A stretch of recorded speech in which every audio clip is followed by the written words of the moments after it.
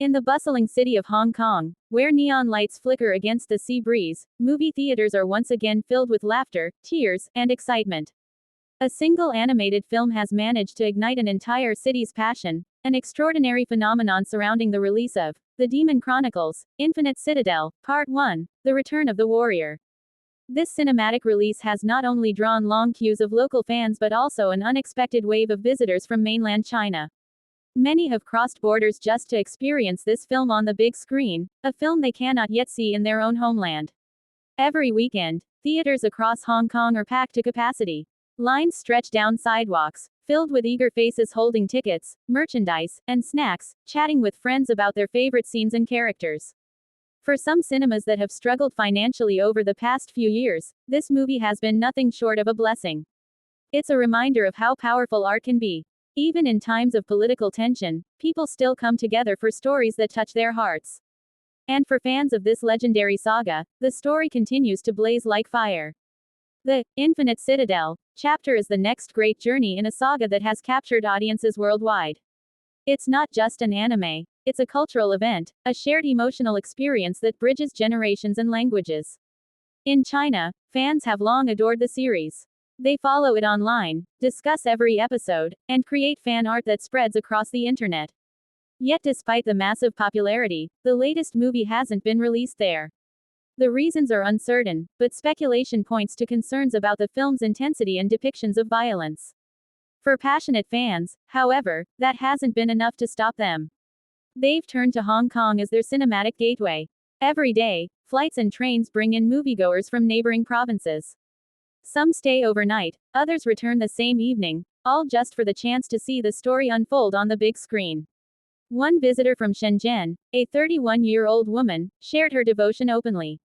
She explained that she travels to Hong Kong multiple times a year to catch films unavailable in the mainland. For her, the journey is part of the joy, a pilgrimage for art and imagination. Inside the theaters, the air is electric. Fans cheer when beloved characters appear. The soundtrack echoes through the dark halls, merging with the sound of gasps and applause. It's not just entertainment, it's emotion, memory, and community. The film itself represents a turning point in Japanese animation. With breathtaking visuals and heartfelt storytelling, it builds on the legacy of earlier chapters, deepening both the conflict and the compassion of its world. In Hong Kong, the film's success has sparked discussions about cultural freedom. Under the one country, two systems framework, Hong Kong has long maintained a unique space for artistic expression. Yet, as political oversight from Beijing grows stronger, that space feels increasingly fragile. Still, for now, the theaters remain open, and the screens shine bright. The success of the Infinite Citadel shows that Hong Kong's movie culture is alive, resilient, passionate, and capable of uniting people across borders. Local cinema managers have described the phenomenon as a miracle of timing. Just when ticket sales were plummeting, this film arrived. For many theaters, it has become their lifeline, reviving attendance and restoring hope. Posters of the film line the streets. Toy shops display limited edition figurines. Cafes create themed drinks named after characters. The entire city seems to be celebrating the return of a beloved hero. Meanwhile, online discussions across Asia buzz with speculation about when, or if, the film will ever reach mainland China. For now, no release date has been set. Rumors swirl, but nothing is confirmed. Some experts believe it's a question of content. Others think it's a matter of timing, that political sensitivities this year may have delayed approval. One academic from Hong Kong Baptist University suggested that the current political climate in China, especially during the 80th anniversary of the war victory, has made officials cautious about showcasing Japanese films. Despite these uncertainties, fans remain undeterred. For them, the journey to Hong Kong is worth every moment. It's a symbol of independence, a small act of personal freedom through the love of storytelling. Beyond politics, this phenomenon also highlights the power of soft culture. Animation, once considered niche entertainment, now shapes global trends, influences fashion, and even drives tourism. In Hong Kong, hotels near major theaters report an unusual uptick in bookings. Restaurants stay open later to serve post-movie crowds. It's a small but meaningful boost to the city's recovering economy. For local fans, the excitement feels familiar yet new. They remember the last major release in the series, one that shattered records and brought fans together during difficult times. This sequel carries that legacy forward, stronger than ever.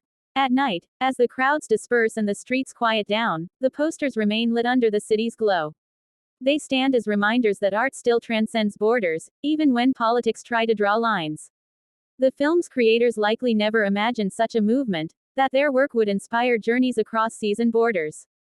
But perhaps that's the beauty of storytelling. It travels where laws and barriers cannot. Inside every fan's heart, there's a spark, the same spark that ignited when they first watched the series. For them, the world of the Infinite Citadel isn't just fantasy, it's a reflection of resilience, loyalty, and courage. Some say that the story's appeal lies in its emotion, the idea of fighting for what's right, even when the odds seem impossible. It's a universal theme, one that transcends culture and language. The artistry of the animation also plays a major role. Each scene is a visual symphony, blending traditional hand-drawn beauty with modern cinematic brilliance. It's more than a film, it's an experience that immerses the viewer completely. And so, as people continue to cross the border, each ticket becomes a small act of devotion. Each seat filled represents the unbreakable connection between art and audience. Critics have praised the film for its emotional depth and pacing. Audiences cry, laugh, and cheer together, rediscovering the magic that made the original story so beloved. In a time when global entertainment often feels fragmented, this film reminds the world that storytelling still has the power to unite. Hong Kong, with its complex identity and rich cultural life, stands as a bridge between worlds. And for now, that bridge is alive with the footsteps